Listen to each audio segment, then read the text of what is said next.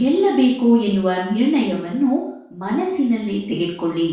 Abraham Lincoln February 12, 1809 ಅಮೆರಿಕದ Kentucky ನಗರದ ಬಳಿ ಇರುವ ಪುಟಾಣಿ ಊರೊಂದರಲ್ಲಿ ರೈತ ದಂಪತಿಗಳಿಗೆ ಮಗನಾಗಿ ಹುಟ್ಟಿದ ಅಬ್ರಹಂ ಲಿಂಕನ್ ಅಮೆರಿಕ ದೇಶದ 16ನೇ ಪ್ರೆಸಿಡೆಂಟ್ ಆಗಿ ಪ್ರಸಿದ್ಧರಾಗುತ್ತಾರೆ ಎನ್ನುವುದು ಯಾರಿಗೂ ಗೊತ್ತಿರಲಿಲ್ಲ. ಸ್ವತಃ ಅಬ್ರಹಂ ಲಿಂಕನ್ ವಕೀಲನಾಗುವ ಮುಂಚೆ ಕಮ್ಮಾರ ಅಂದ್ರೆ ಐರನ್ ಸ್ಮಿತ್ ಆಗಬೇಕು ಅಂತ ಇಷ್ಟಪಟ್ಟಿದ್ರು. ಅದಕ್ಕೂ ಮುಂಚೆ ಅವರು ಮಾಡಿದ ಕೆಲಸಗಳ ಪಟ್ಟಿ ಬಹಳ ದೊಡ್ಡದು. ಅಪ್ಪ ಥಾಮಸ್ ಲಿಂಕನ್, ಅಮ್ಮ ನ್ಯಾನ್ಸಿ ಹ್ಯಾಂಕ್ಸ್. ಇವರ ಏನ್ಸೆಸ್ಟರ್ಸ್ ಇಂಗ್ಲೆಂಡ್ ದೇಶದಲ್ಲಿ ನೇಕಾರರಾಗಿ ಕೆಲಸ ಮಾಡ್ತಿರ್ತಾರೆ. 1637 ಸಮಯದಲ್ಲಿ ಅಮೆರಿಕ ದೇಶಕ್ಕೆ ವಲಸಿಗರಾಗಿ ಬರ್ತಾರೆ. ಅಬ್ರಹಂ ಲಿಂಕನ್ ಬಾಲ್ಯ ಮುಳ್ಳಿನ ಹಾದಿಯಾಗಿತ್ತು. 1816ರಲ್ಲಿ ಆತ 6 ವರ್ಷದ ಬಾಲಕನಾಗಿದ್ದಾಗ ಕೆಂಟುಕಿಯ ಅವರಿಂದ ನೆಲ ತಕರಾರಿಗೆ ಸಿಲುಕಿಕೊಳ್ಳುತ್ತದೆ. ಆ ನೆಲವನ್ನು ಬಿಟ್ಟು ಅವರ ಅಪ್ಪ ಇಂಡಿಯಾನಾ ಎನ್ನುವ ಇನ್ನೊಂದು ಪ್ರದೇಶಕ್ಕೆ ವಲಸೆ ಹೋಗುತ್ತಾರೆ. ಕಾಡಿನ ಮಧ್ಯೆ ಗಟ್ಟಿಯಾದ ಸೂರಿಲ್ಲದೆ ಬಹಳ ವರ್ಷ ಕಳೆಯುತ್ತಾರೆ.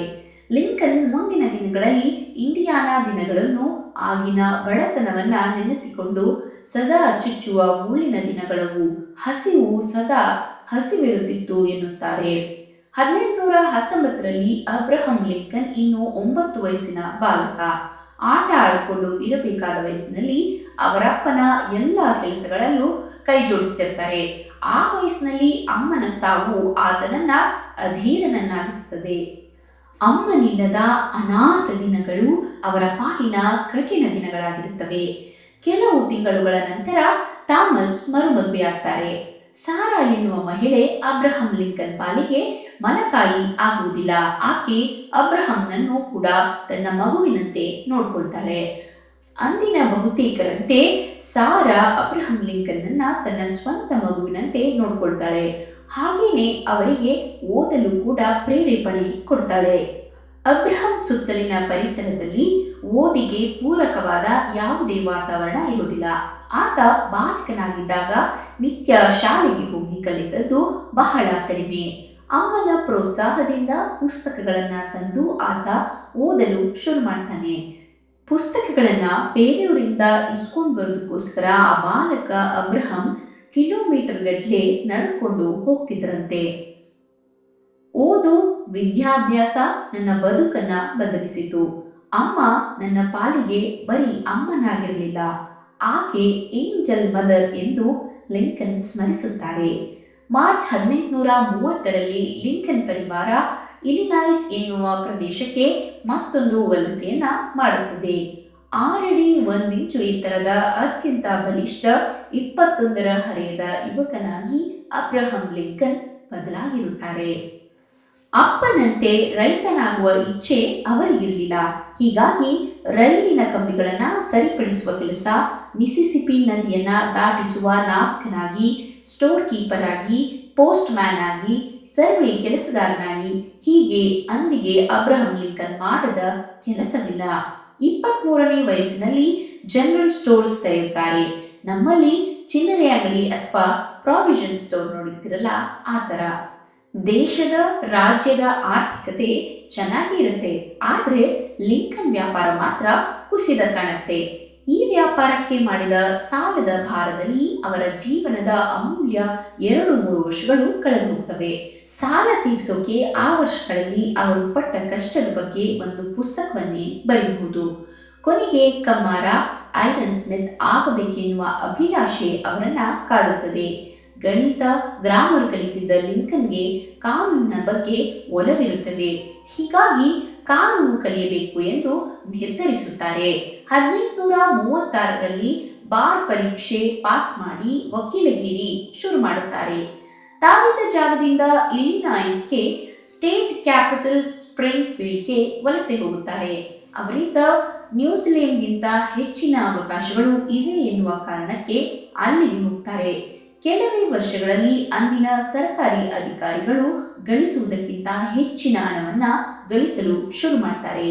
ಅಂದಿನ ದಿನಗಳಲ್ಲಿ ಒಬ್ಬ ಉತ್ತಮ ಸರ್ಕಾರಿ ಅಧಿಕಾರಿ $950 ರಿಂದ $1000 ವಾರ್ಷಿಕ ಆದಾಯವನ್ನ ಹೊಂದಿದ್ದರೆ ಲಿಂಕನ್ $1200 ವಾರ್ಷಿಕ ಆದಾಯವನ್ನ ಹೊಂದಿದ್ರು. ರೈಲ್ವೇಸ್, ಬ್ಯಾಂಕ್ಗಳು, ಇನ್ಶೂರೆನ್ಸ್ ಕಂಪನಿಗಳು, ಮ್ಯಾನುಫ್ಯಾಕ್ಚರಿಂಗ್, ಮರ್ಚೆಂಟೈಲ್ ಹೀಗೆ ಎಲ್ಲ ವಲಯಗಳ ಕೇಸ್ಗಳನ್ನ ಪಡೆದುಕೊಂಡು ತನ್ನ ಕಕ್ಷಿದಾರರಿಗೆ ಗೆಲುವನ್ನ ತಂದುಕೊಡುತ್ತಾರೆ. ಲಿಂಕನ್ ತಮ್ಮ ವಕೀಲ ವೃತ್ತಿಯಲ್ಲಿ ಒಂದೇ ಕೇಸಿಗೆ $5,000 ಪಡೆದುಕೊಂಡು ಹೊಸ ದಾಖಲೆಯನ್ನ ನಿರ್ಮಿಸ್ತಾರೆ.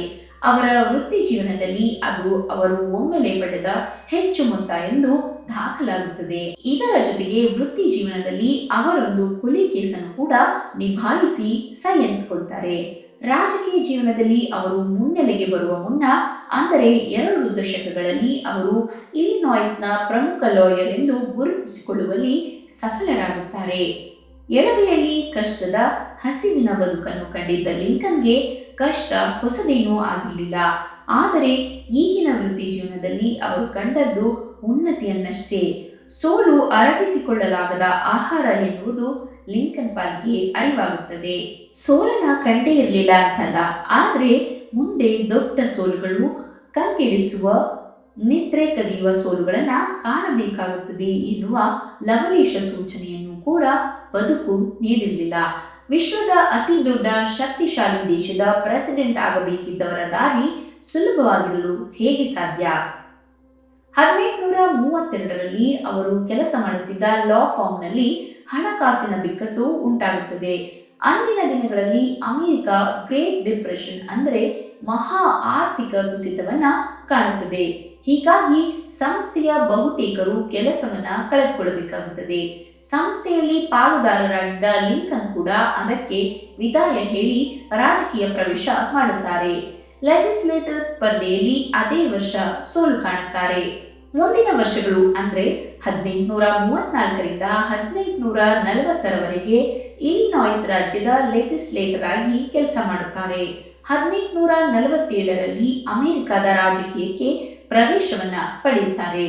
ಹೀಗೆ ಸೆಂಟ್ರಲ್ ಪಾಲಿಟಿಕ್ಸ್ಗೆ ಪ್ರವೇಶ ಪಡೆದಾಗ ಲಿಂಕನ್ ಅವರ ವಯಸ್ಸು 38. ಕೇಂದ್ರ ರಾಜಕೀಯಕ್ಕೆ ಬಂದ ನಂತರ ಲಿಂಕನ್ ಆಡಳಿತ ಪಕ್ಷದ ಮತ್ತು ಅಮೆರಿಕ ದೇಶದ ಪ್ರೆಸಿಡೆಂಟ್ ಅವರ ಕಾರ್ಯಗಳನ್ನ ಖಂಡಿಸುವುದು, ಅವರ ತಪ್ಪುಗಳನ್ನ ಎತ್ತಿ ತೋರಿಸುವುದು ಮಾಡೋದು ಶುರು ಮಾಡ್ತಾರೆ. ಈ ಕಾರಣದಿಂದ ಆಡಳಿತ ಪಕ್ಷದಲ್ಲಿ ಮಾತ್ರವಲ್ಲದೆ ತಮ್ಮದೇ ರಿಪಬ್ಲಿಕ್ ಪಾರ್ಟಿಯ ಅಂದ್ರೆ ಅಂದಿಗೆ ವಿಗ್ ಪಾರ್ಟಿ ಜನರ ದ್ವೇಷವನ್ನು ಸಹ ಕಟ್ಟಿಕೊಳ್ತಾರೆ.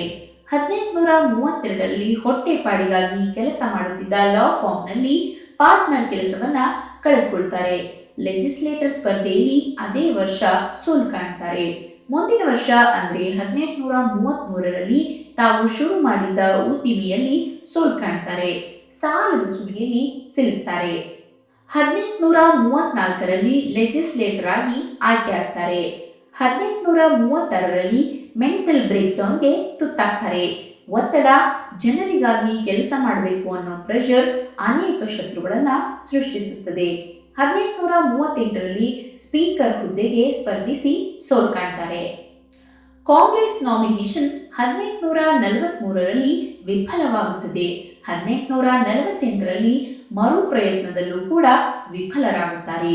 1849ರಲ್ಲಿ ಅಮೆರಿಕದ 12ನೇ ಪ್ರೆಸಿಡೆಂಟ್ ಆಗಿ ಆಯ್ಕೆಯಾದ ಜಾಕರಿ ಟೇಲರ್ ರವರ ನಾಮಿನೇಷನ್ನಿಂದ ಹಿಡಿದು ಅವರು ಗೆಲ್ಲುವವರೆಗೆ ಅವರ ಪೂರ್ಣ ಚುನಾವಣಾ ಪ್ರಚಾರ ನೋಡಿಕೊಂಡಿದ್ದು ಅಬ್ರಹಂ ಲಿಂಕನ್. ಇದಕ್ಕೆ ಬದಲಾಗಿ ಬಯಸಿದ್ದ ಲ್ಯಾಂಡ್ ಆಫೀಸರ್ ಹುದ್ದೆಯೂ ಕೂಡ ಅವರಿಗೆ ದೊರೆಯುವುದಿಲ್ಲ. ಟೇಲರ್ ಅಬ್ರಹಂ ಲಿಂಕನ್ಗೆ ಆ ಹುದ್ದೆಯನ್ನ ನೇಮಿಸುವುದಿಲ್ಲ. ಇಂದು ಇತಿಹಾಸದಲ್ಲಿ ಅಮೆರಿಕದ 12ನೇ ಪ್ರೆಸಿಡೆಂಟ್ ಯಾರು ಎನ್ನುವುದನ್ನ ನಾವು ಹುಡುಕಿ ಪ್ರಜ್ಞಾಪೂರ್ವಕವಾಗಿ ತಿಳಿದುಕೊಳ್ಳಬೇಕು. ಆದ್ರೆ ಲಿಂಕನ್ ಹೆಸರು ಹಾಗಲ್ಲ. ಇಂದಿಗೂ ಜಗತ್ತಿನ ಬಹುತೇಕರ ಮನಸ್ಸಿನಲ್ಲಿ ಅಜರಾಮರ. ಈ ರಾಜಕೀಯದ ಸಹವಾಸವೇ ಬೇಡ ಅಂತ ರಾಜಕೀಯದಿಂದ ನಿವೃತ್ತಿ ಪಡೆಯುವ ಮನಸ್ಸನ್ನು ಕೂಡ ಅವರು ಮಾಡಿರ್ತಾರೆ. ಅಂದಿಗೆ ಲಿಂಕನ್ಗೆ ಸರಿಯಾಗಿ 40 ವರ್ಷ. ಸೋಲು ಎಂತಹವರನ್ನು ಕುಗ್ಗಿಸುತ್ತದೆ. ಅಂದು ಲಿಂಕನ್ ನಂಬಿಕೆ ದ್ರೋಹಕ್ಕೆ ಬಲಿಯಾದ ಬೇಸರದಲ್ಲಿ ಕ್ವಿಟ್ ಎಂದಿದ್ದರೆ ಅವರು ಅಮೆರಿಕದ 16ನೇ ಪ್ರೆಸಿಡೆಂಟ್ ಆಗುತ್ತಿರಲಿಲ್ಲ. 1854ರಲ್ಲಿ ಸೆನೆಟ್ ಚುನಾವಣೆಯಲ್ಲಿ ಸೋಲು ಕಾಣ್ತಾರೆ. 1856ರಲ್ಲಿ ಉಪಾಧ್ಯಕ್ಷ ಹುದ್ದೆಗೆ ನಾಮಿನೇಷನ್ ಹಂತದಲ್ಲೇ ಸೋಲು ಕಾಣ್ತಾರೆ. ಮತ್ತೆ 1858ರಲ್ಲಿ ಸೆನೆಟರ್ ಚುನಾವಣೆಯಲ್ಲೂ ಕೂಡ ಸೋಲನ್ನು ಅನುಭವಿಸ್ತಾರೆ. ಕಟ್ಟ ಕಡೆಗೆ 1860ರಲ್ಲಿ ಅಮೆರಿಕದ ಪ್ರೆಸಿಡೆಂಟ್ ಹುದ್ದೆಗೆ ಗೆದ್ದು ಬರ್ತಾರೆ.